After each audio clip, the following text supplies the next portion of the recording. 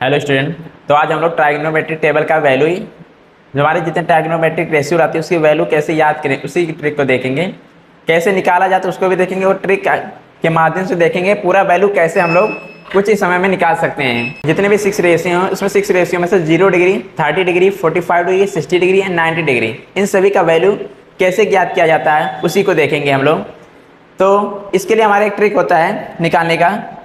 वैसे इसका रियल में निकाला जाता है त्रिभुज द्वारा, राइट एंगल ट्रायंगल के द्वारा उसमें निकालते हैं रियल वैल्यू। बट इसको ट्रिक टेबल को याद रखने का ट्रिक हमारा जो है उसको कैसे कैसे याद रख सकते हैं। देखिए इसको निकालने के लिए हम लोग कर सकते हैं, इसको एक नंबरिंग कर दीजिए, 0 1 2 3 4 लिख दीजिए नंबरिंग करके। ठीक, यहाँ पर लिखिए 0 1 2 3 एंड 4। ठीक, नंबरिंग कर दिए। नंबरिंग करने के बाद सभी में जो है 4 से डिवाइड कर दीजिए। 4 से डिवाइड बाई 4 डिवाइड बाई 4, सभी में 4 से क्या कर दें डिवाइड, इसमें भी 4 से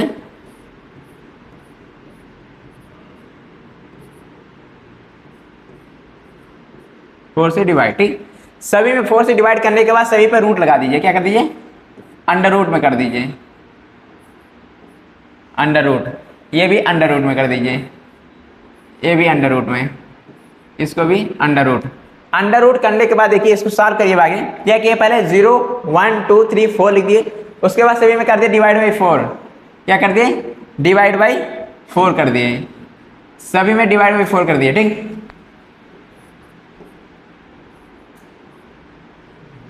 डिवाइड बाई 4 करने पर देखिए नंबरिंग के 0 1 2 3 4 उसमें डिवाइड बाई 4 कर दिए, उसमें सभी पे रूट लगा दिए। अब इसको हम लोग सॉल्व करेंगे। जब देखिए इसमें 4 से जब 0 में डिवाइड करेंगे कितना आएगा 0, और 0 का रूट कितना आता है, इसकी वैल्यू कितना आ जाएगा 0 आ जाएगा। 1 का रूट कितना होगा 1 होगा, और 4 का रूट 2 आ जाएगा 1/2। अब इसमें देखिए साइन 0 का वैल्यू हो गया कितना 0 हो गया, साइन 30 का वैल्यू हो गया 1/2 हो गया साइन 30 का वैल्यू। उसके बाद देखिए अगला साइन 45 है, साइन 45 पे देखिए ये 2 से 2 कैंसिल होगा, 2 1 जा 2 2 2 जा 4, कितना आ जाएगा 1/, ये हो जाएगा यहाँ पर 1/2 रूट के अंतर्गत है। क्या हो जाएगा 1/2 रूट के अंतर्गत, और 1 का रूट कितना होता है 1 होता है, और √2 निकलेगा नहीं तो √2 को √2 यहाँ पर लिख दीजिए। ठीक, 2 से कैंसिल करेंगे 4 2 2 जा 4 होगा, 1/2 रूट में आएगा, 1 का रूट 1 हो जाएगा, और √2 को डायरेक्ट लिख देंगे। यहाँ पर √3/4, √3 को √3 लिख देंगे, और 4 का क्या हो जाएगा 2 हो जाएगा, तो हो जाएगा √3/2। यहाँ पर देखिए 4/4, 4 से 4 कैंसिल होगा, कितना बचेगा 1, और 1 का रूट 1 ही होता है, तो कितना आ गया वैल्यू 1। ठीक, यहाँ पर देखिए अब साइन 0 का वैल्यू आ गया 0, साइन 30 का आ गया 1/2, साइन 45 का 1/√2 आ गया। ऐसे साइन 60 का आ गया √3/2, साइन 90 का कितना आ गया 1। यहाँ पर हमने क्या किया, सिंपल यही चीज ध्यान रखना, 0 लिखेंगे 1 लिखेंगे 2 लिखेंगे 3 लिखेंगे 4, और सभी में 4 से डिवाइड कर दिए। डिवाइड करने के बाद सभी पे रूट लगा दीजिए। 4/0 और 0/4 सॉरी 4 से 0 में डिवाइड करेंगे 0 आएगा, 1 का रूट 4 का रूट 2 हो जाएगा, 2 से कैंसिल करेंगे 4 2 2 जा 4, 1/2 रूट में आएगा, 1 का रूट 1 हो जाएगा, √2 का √2 हो जाएगा, √3 का हो जाएगा √3 ऊपर, और नीचे 4 का क्या हो जाएगा 2 आ जाएगा। यहाँ से 4 से 4 कैंसिल हो गया, वैल्यू आएगा 1 आएगा। ऐसे सेम आप जो देखिए कास की जो वैल्यू होती है साइन वाले वैल्यू का पीछे से लिखते हुए चले आइए। हमारा जो कास 0 का वैल्यू होता है वो साइन 90 के इक्वल होता है। डायरेक्ट हम कह सकते हैं साइन और कास में ये दोनों एंगल जिसको जोड़ने पर 90 हो रहा है उसका वैल्यु समान होता है। जैसे हमारा साइन 90 का वैल्यू कास 0 के बराबर होता है, क्या हो जाएगा 1, पीछे से लिखते हुए चले आइए। उसके बाद क्या है √3/2 है, उसके बाद क्या है 1/√2 है, उसके बाद कितना है 1/2 है, उसके बाद 0 है। ये देखिए पीछे से वैल्यू लिखते हैं 0 1 हो गया, √3/2 हो गया, 1/√2 हो गया, 1/2 हो गया, 0 हो गया। यहाँ पर डायरेक्ट कह सकते हैं जैसे हम लोग क्या 45 + 45 90 होता है, 60 + 30 90 होता है, 0 + 90 90 होता है। मतलब जिन एंगल को जोड़ने पर साइन और कास में 90 होता है उसका वैल्यू समान रहेगा, इक्वल रहेगा।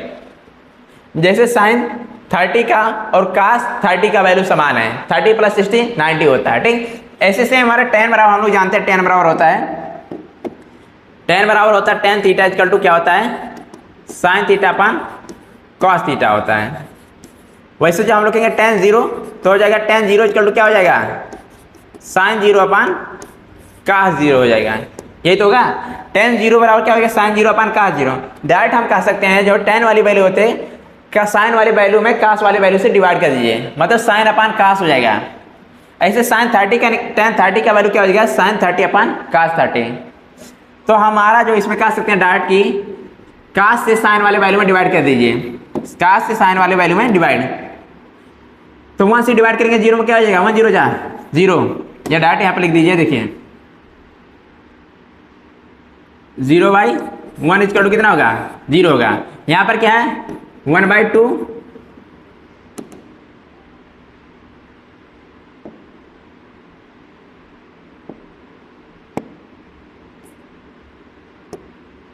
इधर देखिए, ये है 1/2, यहाँ पर लिख दिए 1/2 डिवाइड बाई कितना है, √3/2 है, कितना है √3/2। यहाँ से देख सकते हैं 2 से 2 कैंसिल होगा, 2 से 2 कैंसिल होगा, यहाँ से 2 से 2 कैंसिल, बच गया 1/√3, कितना बचेगा 1/√3 बचेगा। ठीक, यहाँ पर देखिए 1/√2 1/√2 हो जाएगा 1/√2 डिवाइड बाई 1/√2। ये देखिए ऊपर वाली वैल्यू और नीचे वाली वैल्यू दोनों इक्वल है, दोनों इक्वल है तो कटकर कितना आ जाएगा, 1 आ जाएगा। कितना आएगा 1, तो हमारा हो गया tan 45 का वैल्यू कितना आ गया, 1 हो गया। ऐसे tan 60 का क्या हो जाएगा, √3/2 डिवाइड बाई 1/2। ठीक, √3/2 डिवाइड बाई 1/2, यहाँ से 2 से 2 कैंसिल हुआ, बच गया केवल क्या √3/1, मतलब लिख सकते हैं केवल √3। ऐसे हमारा होता है 1/0, ये 1/0 इक्वल टू क्या आएगा, इनफाइनाइट या नॉट डिफाइंड कह सकते हैं, क्या इनफाइनाइट या नॉट डिफाइंड, END मतलब नॉट डिफाइंड, अपरिभाषित कहा जाता है। तो हमारा tan 90 का वैल्यू कितना आ गया, इनफाइनाइट कह सकते हैं। अगर 0 से डिवाइड करेंगे किसी भी नंबर में 0 डिनोमिनेटर में तो हमारा कितना आता है, इनफाइनाइट या अपरिभाषित कहते हैं। ठीक, काट की जो वैल्यू होती है tan की वैल्यू का क्या होता है, रेसिप्रोकल प्रतिलोम होता है, या डायरेक्ट जो है पीछे से वैल्यू लिखते हुए चलाइए, या ऐसा भी कह सकते हैं, हम लोग जानते हैं कि काट इक्वल टू क्या होता है 1/10 होता है कि नहीं, काट इक्वल टू 1/10 होता है। ठीक, 10 वाली वैल्यू को पलट दीजिए, 1 को पलटेंगे, देखिए ये था पहले 0/1 इक्वल टू 0 आया था, तो 1/0 करेंगे कितना होगा, इनफाइनाइट या नॉट डिफाइंड कह सकते हैं, ND नॉट डिफाइंड। ठीक, अपरिभाषित, इसको पलटा जाएगा, फिर √3 को ऊपर ले जाएंगे और 1 नीचे आएगा, तो कितना हो जाएगा √3 हो जाएगा। ठीक, इसको 1 को पलटेंगे कितना आएगा, 1 आएगा, 1 का रेसिप्रोकल 1। इसके नीचे देखिए डिनोमिनेटर में 1 है, डिनोमिनेटर में कितना है 1 है, 1 को पलटेंगे कितना आएगा 1/√3, ये वैल्यू आ गया।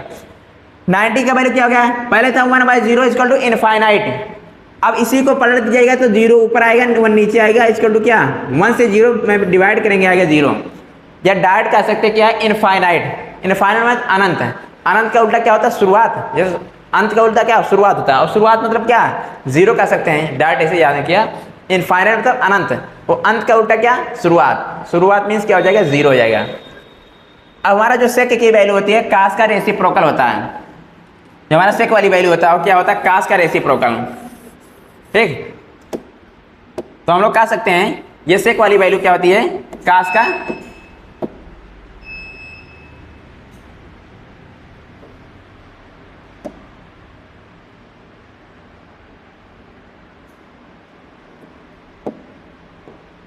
देखिए हमारा जो सेक वाली वैल्यू होती है, कास वाली वैल्यू होती है, सेक का सेक इक्वल टू होता है 1/कास होता है, क्या होता है 1/कास, क्या होता है 1/कास, या डाट यहाँ पर लिख दीजिए 1/कास,